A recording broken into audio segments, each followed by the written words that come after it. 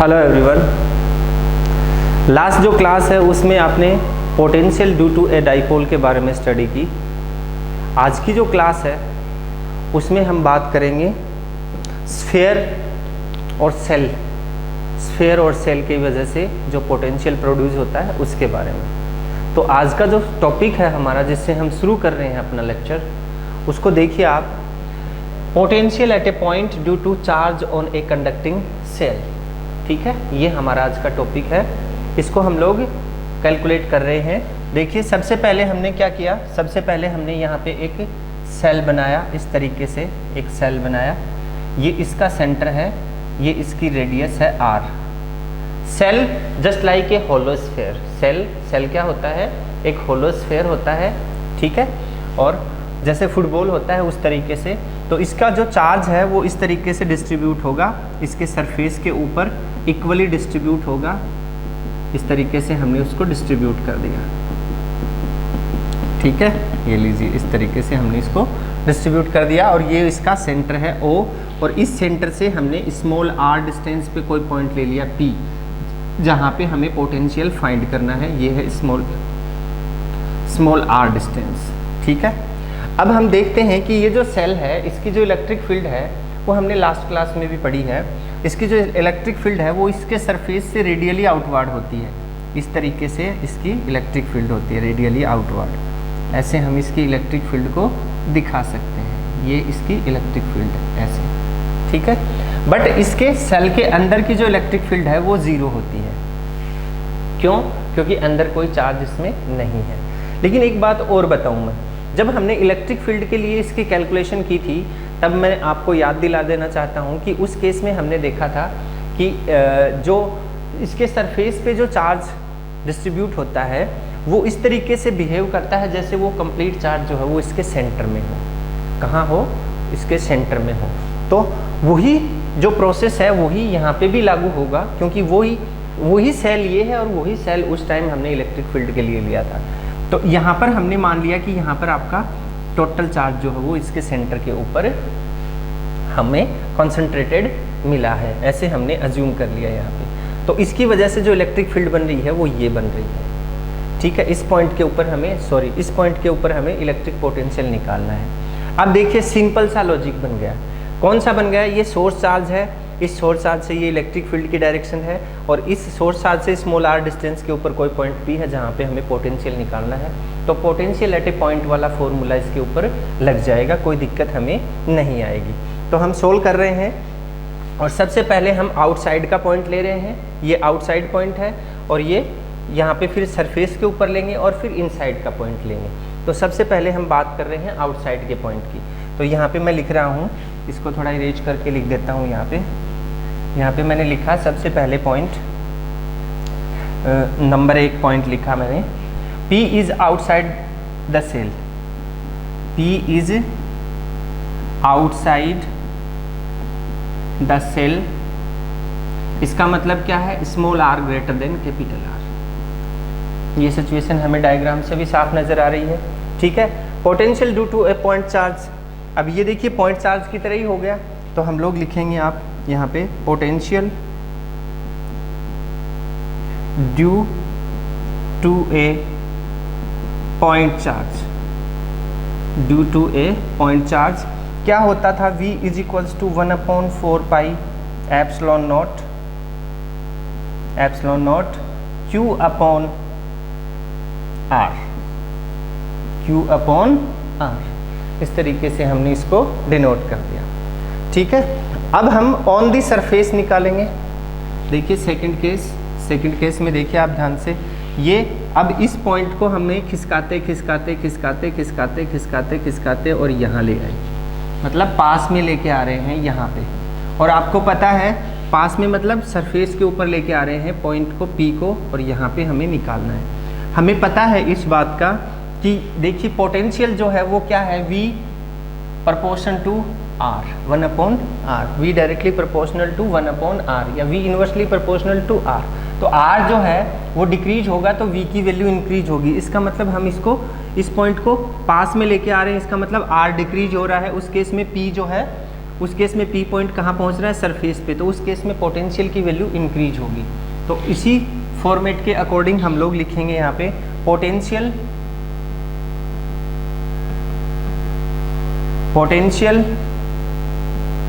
Eight the surface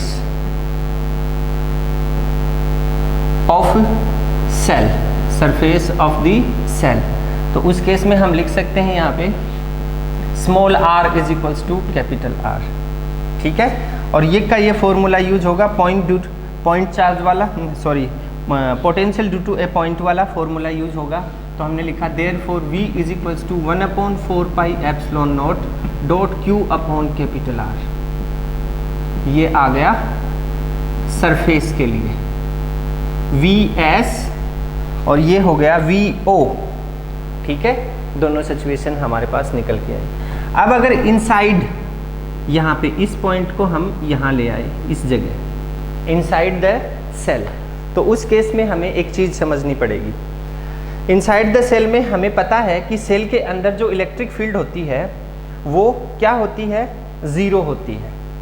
और electric field और potential का जो रिलेशन है वो हमें क्या बताता है, देखिए यहाँ पे हमने नंबर 3 लिखा, P is inside the shell, P is inside the shell. इसका मतलब क्या हुआ, इसका मतलब R स्मॉल लेस देन है कैपिटल R से, ये मतलब हुआ, ठीक है। तो इनसाइड द सेल और इनसाइड द सेल E की वैल्यू 0 होती है, इलेक्ट्रिक फील्ड की वैल्यू 0 होती है।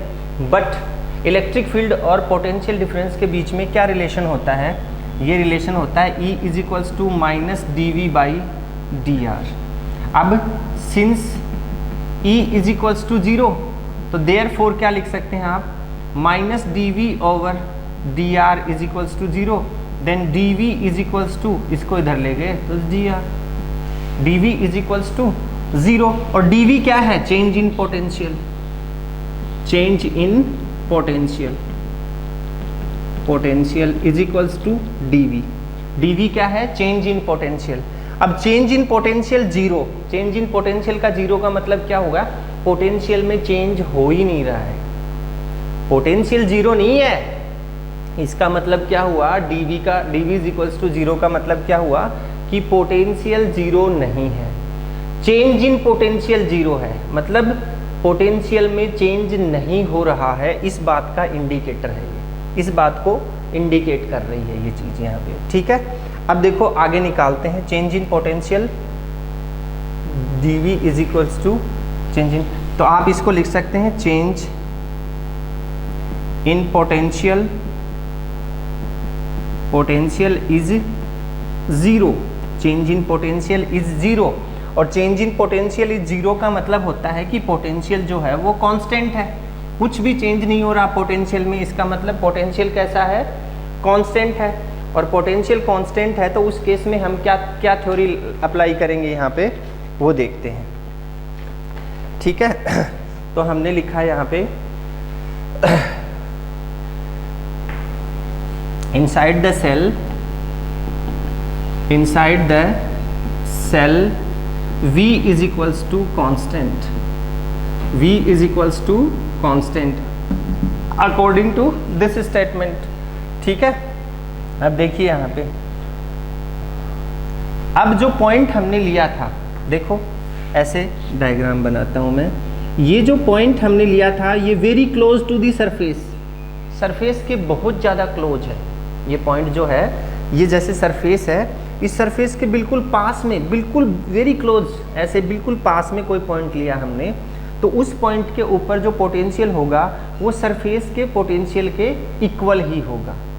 समझ में आ रही है, जैसे ये हमने लिया तो ये इनसाइड, अंदर की साइड का जो सरफेस है उसके बिल्कुल बहुत क्लोज है, मतलब एकदम सटासा हुआ है। इस तरीके से हम इसको डिनोट करेंगे। तो इसको डिनोट करने के साथ हमारे पास में क्या थ्योरी निकल के आएगी वो देखते हैं। This is V, this V is, ऐसे लिख देते हैं, दिस V मतलब पोटेंशियल, दिस पोटेंशियल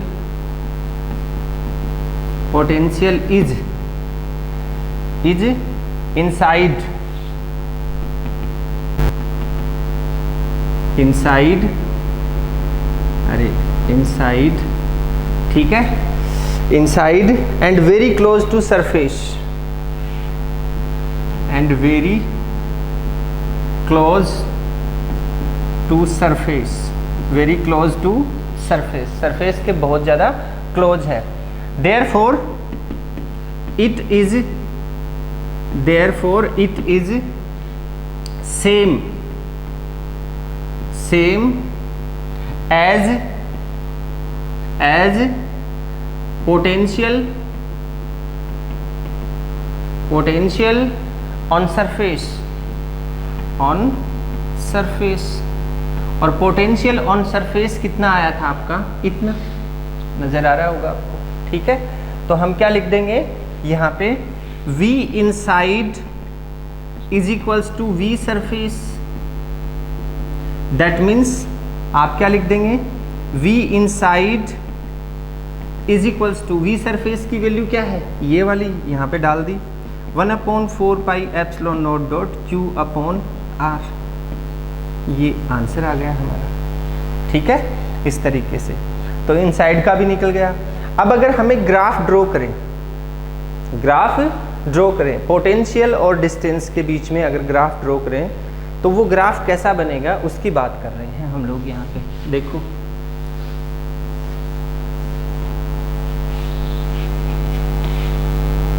देखिए यहाँ पे, ठीक है, इसमें देखिए ग्राफ बनाएंगे हम। ग्राफ किसके बीच में है, V and R, graph between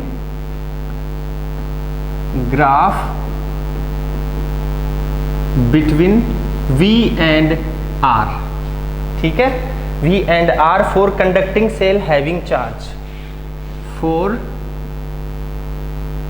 conducting shell having charge, इसके बारे में हम ग्राफ बना रहे हैं, ठीक है, ये वाली चीज हमारे सामने है। अब देखो ग्राफ के लिए हमने दो लाइनें खींची, एक इस तरीके से, एक इस तरीके से, इस पे हमने दिखा दिया V को और इसके ऊपर हमने दिखा दिया R को, ठीक है। अब ये 0 0 पॉइंट है, यहाँ पे आपका कैपिटल R है और ये आउटसाइड, कैपिटल R और स्मॉल r के बीच में आउटसाइड होता था, 0 और R कैपिटल R के बीच में इनसाइड, ठीक है, क्लियर। अब देखिए सरफेस के ऊपर वैल्यू कितनी आई थी, आपको पता है Vs is equals to 1/4 pi epsilon naught dot Q upon R, maximum value आई थी, और inside V inside is equals to Vs is equals to 1/4 pi epsilon naught dot Q upon R, इन दोनों की तो सेम आई थी, और V outside कितनी आई थी, 1/4 pi epsilon naught dot Q upon small r, ठीक है। तो R के इंक्रीजिंग होने से V की वैल्यू डिक्रीज होती है, ये चीज़ हमने वहाँ पे देखी थी, और ये इस स्टेटमेंट से भी पता चल रही है, क्योंकि ये तो एक कांस्टेंट है, ठीक है, V directly proportional to Q, V inversely proportional to R। तो ये कैपिटल R सरफेस के ऊपर सबसे ज़्यादा वैल्यू हमें मिल रही थी, तो मान लेते हैं कि ये सबसे ज़्यादा वैल्यू है कैपिटल R के लिए। अब देखो इनसाइड में किसके बराबर थी, इसी के बराबर थी, इनसाइड और सरफेस की, तो हमने इसको इनसाइड में भी ऐसे दिखा दिया, मतलब यहाँ भी सेम ही बनी हुई है, तो ये आ गया एक वैल्यू, और ये कैपिटल वैल्यू आ गई। अब उसके बाद में आउटसाइड बाहर की तरफ जाएंगे, जैसे जैसे R की वैल्यू इंक्रीज होती जाएगी, मतलब कैपिटल R से स्मॉल r की तरफ अगर मूव करेंगे आप, तो R की वैल्यू इंक्रीज हो रही है, उस केस में क्या होगा, ये जो वैल्यू है, ये V की वैल्यू ये डिक्रीज होती जाएगी, इन्वर्सली प्रोपोर्शनल का ग्राफ बनेगा यहाँ पे, इस तरीके से ये ग्राफ बन गया आपका। यहाँ पे क्या शो हो रहा है, ये वाली सिचुएशन किसके लिए है, ये वाली है VO is equals to 1/4 pi epsilon naught dot Q upon small r के लिए, और ये वाली वैल्यू किसके लिए है, V in is equals to VS is equals to 1/4 pi epsilon naught Q upon capital R के लिए, ठीक है। तो ये ग्राफ बनेगा इसके बीच में, ओके। अब हम नेक्स्ट टॉपिक की बात करते हैं। अब देखिए नेक्स्ट जो अपना टॉपिक है इसी में वो है potential at a point due to a sphere of charge. मतलब बहुत सारे चार्ज मिला के इकट्ठे कर करके और एक स्फीयर बना दिया। पॉइंट इज नोटेड, पॉइंट को नोट करके रखना है। मैंने क्या बोला है यहाँ पे, स्फीयर ऑफ चार्ज, मतलब चार्ज को मिला के एक स्फीयर बनाया, पूरे चार्ज पार्टिकल्स को मिला के स्फीयर बनाया, उसको बोलते हैं स्फीयर ऑफ चार्ज। ठीक है, जस्ट लाइक इस तरीके से हमने ये लीजिए positive positive positive positive positive positive positive positive positive, ऐसे एक स्फीयर ऑफ चार्ज बनाया है, ऐसे बनाया। ये इसका सेंटर है और ये इसकी रेडियस r। ठीक, अब हमें पोटेंशियल की वैल्यू निकालनी है, तो इसके सेंटर O से हमने स्मॉल r डिस्टेंस पे कोई पॉइंट P ले लिया, स्मॉल r डिस्टेंस पे कोई पॉइंट P ले लिया। ये पोटेंशियल निकालना है, ये डिस्टेंस है r आपकी। ठीक है, अब देखिए ध्यान से सुनिएगा, इसमें कुछ हमें सोचना पड़ेगा इसमें। ठीक है, अब देखो इसके अंदर पर यूनिट जो चार्ज है, इसके अंदर पर यूनिट वॉल्यूम जो चार्ज है उसको हम लिख सकते हैं रो। हमने लास्ट जो क्लास के अंदर जो वॉल्यूमेट्रिक चार्ज डिस्ट्रीब्यूशन पढ़ा था उसके अकॉर्डिंग भी हमें इस बात का पता है, और फिर हमने स्फीयर के लिए जो गाउस लॉ लगाया था उसमें भी हमने ये चीज़ देखी थी। Per unit volume, per unit volume charge कितना है, चार्ज है रो। ठीक है, पर यूनिट वॉल्यूम चार्ज कितना है इसका, रो चार्ज है। अब एक सिंपल सी बात बताता हूं मैं आपको। देखिए सेल के लिए उसके आउटसाइड पॉइंट पे और उसके सरफेस पे, सेल के लिए उसके आउटसाइड के पॉइंट पे और उसके सरफेस पे जो पोटेंशियल की वैल्यू हमें मिली थी वो वैल्यू हमें इस स्फीयर के लिए मिलेगी। But inside the shell potential is same as the surface of the shell. मतलब इनसाइड द सेल पोटेंशियल की वैल्यू सेम थी सरफेस के ऊपर पोटेंशियल की वैल्यू के, किसमें, सेल में। क्यों? क्योंकि उसके अंदर जो चेंज इन पोटेंशियल है वो जीरो था। मतलब सेल के अंदर चेंज इन पोटेंशियल क्या था, जीरो था। इसका मतलब वहां पे अंदर की साइड में पोटेंशियल क्या था आपका, कांस्टेंट था, V is equals to constant था। और हमने सरफेस के बिल्कुल पास में पॉइंट लिया तो वो पॉइंट जो है उसका पोटेंशियल सरफेस के पोटेंशियल के बिल्कुल बराबर हमने लिया था। क्यों था ऐसा? क्योंकि सेल के अंदर इलेक्ट्रिक फील्ड जीरो होती थी। बट ये जो स्फीयर है इसके अंदर इलेक्ट्रिक फील्ड जीरो नहीं होती है। इसका मतलब इसके अंदर पोटेंशियल की वैल्यू जो है वो वेरी करेगी, वेरिएबल वैल्यू होगी इसके अंदर पोटेंशियल की। क्यों होगी उसका रीजन बताता हूं मैं आपको। देखिए अगर मैं यहाँ पे एक पॉइंट लूं, इस जगह मैंने एक पॉइंट लिया, इस जगह वाला पॉइंट जो है उस पॉइंट के लिए देखो आप, यहाँ पे कोई चार्ज है, ये कोई चार्ज है। इस चार्ज के लिए इस जगह वाले पॉइंट की जो डिस्टेंस है वो r प्लस r2r हो गई। और पोटेंशियल जो है वो r की वैल्यू बढ़ने से डिक्रीज होता है। अब अगर मैं यहाँ पे इसको, इस पॉइंट को यहाँ पे ले गया, इस जगह ले गया तो इस पॉइंट के ऊपर ये वैल्यू डिक्रीज होगी तो पोटेंशियल बढ़ गया। अब यहाँ ले गया तो और डिक्रीज हो गई, यहाँ ले गया तो और डिक्रीज हो गई, और इसके सेंटर पे ले आया तो बिल्कुल इसके चारों तरफ चार्ज फैला हुआ है। फिर हमारे पास में डिस्टेंस का कोई मतलब नहीं रह जाता, क्योंकि चार्ज जो है वो सेंटर के चारों तरफ है और उस सेंटर के ऊपर ही अगर पोटेंशियल निकालेंगे तो डिस्टेंस जो है वो इक्वल बन जाएगी चारों तरफ के लिए। कितनी बन गई? r r r। लेकिन इस पॉइंट के ऊपर देखो आप, इस पॉइंट के लिए डिस्टेंस कितनी हो गई है? r प्लस r मतलब 2r। इसका डायमीटर हो गया। समझ में आई बात? इसलिए इसके अंदर इलेक्ट्रिक फील्ड जीरो नहीं है। इसका मतलब इसमें पोटेंशियल भी कांस्टेंट नहीं है। कैसा होगा? वेरिएबल होगा। वो चीज़ हमें यहाँ पे देखनी है इसमें। तो सरफेस के ऊपर देखो मैं बताता हूँ केस फर्स्ट में जो सरफेस के ऊपर लेना है आपको, P पॉइंट आउटसाइड ले लेते हैं पहले। Number 1, P is outside the surface, outside the sphere, ठीक है, आउटसाइड द स्फीयर। इसका मतलब कैपिटल आर ग्रेटर देन है स्मॉल, नहीं sorry, small R greater than है कैपिटल आर के, तो उस केस में v की वैल्यू क्या हो जाएगी, v 1/4 pi epsilon naught dot q upon r, same as cell के जैसी होगी, ठीक है। और ऑन दी सरफेस, अब देखो नंबर 2 पॉइंट, यहीं लिख देता हूं नंबर 2 पॉइंट। नंबर 2 पॉइंट में क्या होगा, P is on the surface of the sphere. उस केस में क्या होगा, सेम की सेम वो की वो वैल्यू आएगी, that means r small is equals to capital R, that means v s is equals to 1/4 pi epsilon naught dot q upon capital R। वो की वो वैल्यू आ गई, यहाँ पे क्यू चार्ज लेते थे हम, इसी की वजह से हम निकालते थे पोटेंशियल की वैल्यू। अब जो थर्ड केस है इनसाइड वाला, उसको कंसीडर करना है हमें। अब इस केस को कंसीडर करने के लिए अभी मैंने आपको कुछ बात बताई कि इसके अंदर इलेक्ट्रिक फील्ड जो है वो ज़ीरो नहीं होती, इसका मतलब पोटेंशियल जो है वो इसके अंदर वेरिएबल पोटेंशियल होगा। मतलब जैसे जैसे हम यहाँ से इस पॉइंट से इसके सेंटर की तरफ जाएंगे तो पोटेंशियल की वैल्यू जो है वो इंक्रीज होती जाएगी, और सेंटर पर हम पहुँचेंगे तो हमें पोटेंशियल की वैल्यू जो है वो मैक्सिमम मिलेगी, ठीक है।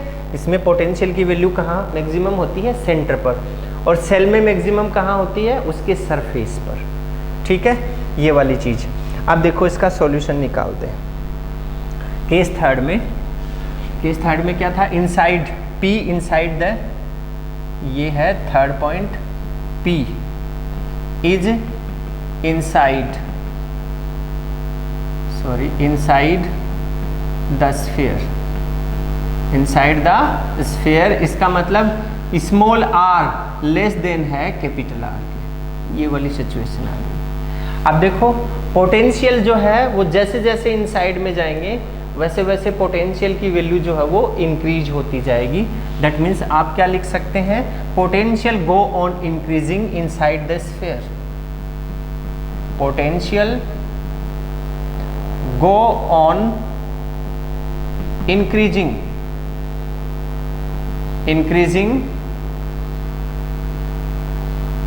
inside the sphere, ठीक है। इसका मतलब क्या निकला, potential inside is greater than potential surface, ये मतलब निकला इसका, ठीक है। But electric field inside the sphere हमें पहले से पता है, लास्ट वाले चैप्टर में हमने निकाली थी। Since we know that electric field inside the sphere is E is equals to rho r upon 3 epsilon naught, rho r upon 3 epsilon naught, ये होती थी। अब इस इक्वेशन को दोनों साइड हम -dr से मल्टीप्लाई कर दें, दोनों साइड, ठीक है, तो हमें क्या मिलेगा, multiplying both side by -dr, तो then -e dot dr is equals to rho r upon 3 epsilon naught, और ये माइनस और ये dr, ये बन गया। अब देखो ये जो चीज़ है इसको इधर से इरेज कर देता हूं मैं,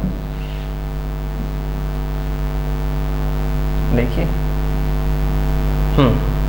अब देखिए ये जो चीज़ है ये dv के बराबर होती है, किसके बराबर होती है, dv के। देखो यहाँ से since dv is equals to -edr होती है कि नहीं, तो इसकी जगह हमने dv लिख दिया, then dv is equals to minus rho r upon 3 epsilon naught dr, ये आ गया आपका, ठीक है।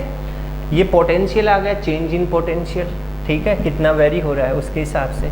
लेकिन अब टोटल निकालना हो तो हम टोटल पोटेंशियल के लिए क्या बोलेंगे, टोटल पोटेंशियल के लिए इंटीग्रेट करेंगे इसको, क्या करेंगे integrate, then dv is equals to integration यहाँ से minus rho r upon 3 epsilon naught dr, integrate कर दिया। Then dv is equals to यहाँ से कांस्टेंट नॉन वेरिएबल कंपोनेंट को बाहर ले लिया, रो और माइनस लगा दिया 3 एप्सिलॉन नॉट और अंदर क्या बच गया r डॉट dr। ठीक है, इसको इंटीग्रेट किया तो dv is equals to minus rho 3 epsilon naught और ये आ गया r स्क्वायर बाई 2। क्या आ गया है ये r स्क्वायर बाई 2।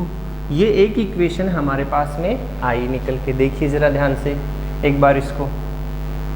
ठीक है, इसमें देखो ध्यान से देखो, इसमें ये जो r स्क्वायर है इसका नेगेटिव लगा हुआ है, r के नेगेटिव लगा हुआ है यहाँ पे r स्क्वायर के, तो ये जो dv है आपका पोटेंशियल ये r स्क्वायर के डायरेक्टली प्रोपोर्शनल है बट नेगेटिव में है।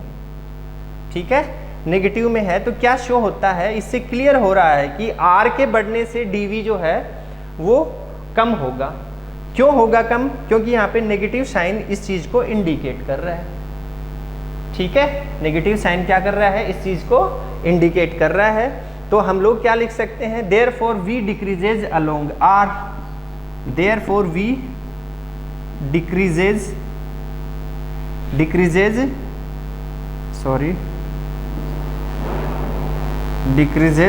Along r, v decreases along r, ये हो जाएगा हमारे पास में।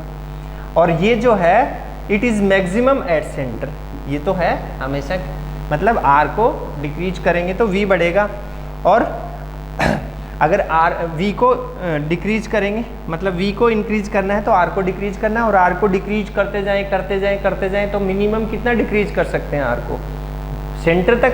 तो सेंटर पे क्या होगी वैल्यू, मैक्सिमम होगी किसकी, पोटेंशियल की। तो आप ये स्टेटमेंट भी यहाँ पे लिख सकते हैं, it is maximum at centre, it is maximum at centre, ये आ गया आपका। ठीक है, अब इसके लिए भी हम ग्राफ बनाएंगे। कैसे बनाएंगे ग्राफ, वो देखिए आप, इसके लिए भी हम लोग ग्राफ बना सकते हैं। देखो यहाँ से ग्राफ को बनाएंगे, अच्छा सा ग्राफ बनाएंगे, सुंदर सा ग्राफ बनाएंगे और फिर आपको समझाएंगे। ये रहा, ठीक है। अब देखिए, graph between V and R for sphere of charge, sorry, graph between V and R for sphere of charge, sphere of charge, इसके लिए हम ग्राफ यहाँ पे बना रहे हैं। ठीक है, अब देखिए दो लाइन खींची, ये लीजिए और ये लीजिए। ठीक है, ये R है और ये यहाँ पे कैपिटल R है और ये जीरो है, जीरो मतलब सेंटर, जीरो मतलब सेंटर। ठीक है, तो सबसे पहले हमने देखा, क्या देखा कि सेंटर के ऊपर, सॉरी सरफेस के ऊपर ये मान लीजिए इतनी वैल्यू आती है आपकी, सरफेस के ऊपर v, ये v का है, v की वैल्यू इतनी आ रही है आपकी। ठीक है, और सरफेस से ये आउटसाइड, सरफेस से आउटसाइड की तरफ चलते जाते हैं तो वैल्यू जो है वो कंटिन्यूअसली डिक्रीज होती जाती है। इस तरीके से ये मिल गया आपको ग्राफ, किसके बीच में, r और स्मॉल r के बीच में। अब सरफेस से सेंटर की तरफ जाते हैं तो मैंने आपको समझाया था वैल्यू जो है वो कंटिन्यूअसली इंक्रीज होती जाएगी और सेंटर पे क्या होगी, मैक्सिमम होगी। तो जो ग्राफ है, मान लो ये सेंटर है और ये मैक्सिमम है, v मैक्सिमम, और यहाँ से सेंटर की तरफ, सेंटर से हम लोग किस तरफ जाएं, सरफेस की तरफ जाएं तो वैल्यू डिक्रीज होनी चाहिए, और डिक्रीज होनी चाहिए तो ग्राफ जो है वो कैसा बनेगा, सोचिए, स्ट्रेट लाइन या अदर कोई ऐसी लाइन, ऐसे बनाऊं, इसको भी ऐसे बनाऊं, अरे एक मिनट, इसको भी ऐसे बनाऊं क्या, इसी ग्राफ की तरह यहाँ पे ऐसे बना दूं, या फिर स्ट्रेट लाइन बना दूं, कैसा बनाऊं, सोचिए। देखिए जो रिलेशन आया था उसमें आर स्क्वायर आ रहा था, क्या आ रहा था, आर स्क्वायर। तो आर स्क्वायर आ रहा था, तो ग्राफ जो है वो कैसा बनेगा, पैराबोलिक। कैसा बनेगा, पैराबोलिक बनेगा। और बनने वाला जो ग्राफ है उसको हम ऐसे डिनोट करेंगे, ये इस तरीके से, ये ऐसा बनेगा हमारा ग्राफ। ठीक है, ये आपका ग्राफ बन गया। ये क्या हो गया, इन्वर्सली प्रोपोर्शनल टू आर। ठीक, और ये सिचुएशन आपको पता ही है, ये कौन सी सिचुएशन है, Vs is equals to 1/4 pi epsilon naught dot Q upon capital R. ठीक है, और ये मैक्सिमम की सिचुएशन हमारी होती है, जो हमें पहले भी देखा था, ये इनसाइड के लिए ये ग्राफ बनेगा आपका। ठीक है, ये हो गया। अब देखिए टोटल नंबर जो ग्राफ है वो 4 टाइप के बने हैं, जिसमें इलेक्ट्रिक फील्ड भी इंक्लूड है और पोटेंशियल भी इंक्लूड है।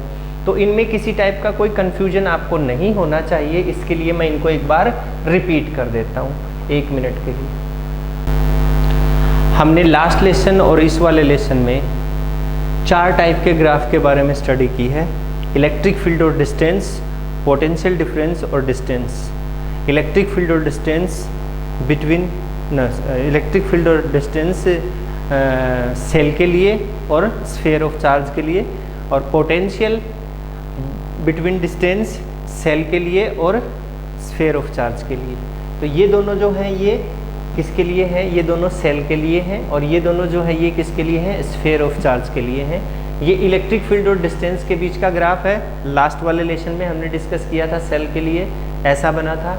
और ये पोटेंशियल डिफरेंस और डिस्टेंस के बीच का ग्राफ है सेल के लिए, जो अभी हमने इसी टॉपिक में हमने डिस्कस किया था, इस तरीके से बनेगा। और ये है sphere of charge electric field और डिस्टेंस के लिए, जो इस तरीके से हमें मिला था, और ये स्फीयर ऑफ चार्ज पोटेंशियल और डिस्टेंस के बीच में जो इस तरीके से हमें मिला है, अभी बनाया था हमने। तो ये 4 ग्राफ हैं, इन चारों ग्राफ्स पे कोई भी क्वेश्चन पूछा जा सकता है किसी भी टाइप से। तो ये एक साथ मैंने इसलिए बनाए हैं ताकि आपको कन्फ्यूजन ना हो। लास्ट क्लास में हमने इनके बारे में डिस्कशन किया था, इन इलेक्ट्रिक फील्ड वाले ग्राफ्स के बारे में, और अभी हमने डिस्कशन किया है पोटेंशियल और डिस्टेंस आर के ग्राफ के बारे में। तो ये किस तरीके से बनते हैं, इनके बीच में कन्फ्यूजन नहीं होना चाहिए आपको। चारों को एक साथ बना के मैंने यहाँ पे दे दिया है। अब एग्ज़ाम में अगर आपसे पूछ लिया जाए या एग्ज़ाम में इससे रिलेटेड कोई न्यूमेरिकल बना के दे दिया जाए, तो आपको उसे तुरंत देखते ही पकड़ लेना है कि कौन से शेप की ग्राफ है और ये किस चीज़ को डिनोट कर रही है, और इसका रिजल्ट जो है वो क्या हमें निकालना पड़ेगा। ठीक है, बस आज के लिए इतना ही। नेक्स्ट क्लास में हम फिर मिलते हैं एक नए टॉपिक के साथ। तब तक के लिए इजाज़त चाहता हूँ। नेक्स्ट क्लास में हम इक्वी पोटेंशियल सरफेस की बात करेंगे। Thank you, have a nice day everybody.